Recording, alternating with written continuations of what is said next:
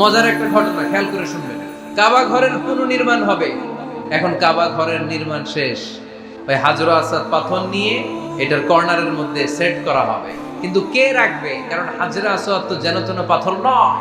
মক্কার 4 নেতা বলে এই সম্মান আমরা হাতছাড়া করতে চাই না, কেউ এই পাথরে হাত দিতে পারবে না, কেউ মীমাংসায় যেতে পারে না। এক মুরব্বী বলে, থাক আজকের জন্য এখানেই সবার মুলতবি, আগামী দিনে এই মসজিদুল হারামের দরজা দিয়ে প্রথম যে ঢুকবে সে সিদ্ধান্ত দিবে।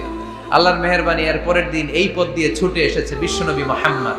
সবাই বিশ্বনবীকে বললেন এই এই ঘটনা, কেউ তো পাথর ছাড়তে চায় না। বিশ্বনবী বললেন কই পাথর? জান্নাতারে বললেন, ও জান্নাতা, কাপড়ের 4 কর্নারে তোমরা ধরো। বিশ্বনবী নিজ হাতে পাথরটা নিয়ে কাপড়ের মাঝখানে রেখে দিলেন। এবার বিশ্বনবী আগে আগে যায়, কাবার কাছে যে বিশ্বনবী আবার নিজ হাতে পাথরটা তুললেন, আবার নিজ হাতে কাবার ভেতরে রেখে দিলেন। পড়েন সুবহানাল্লাহ।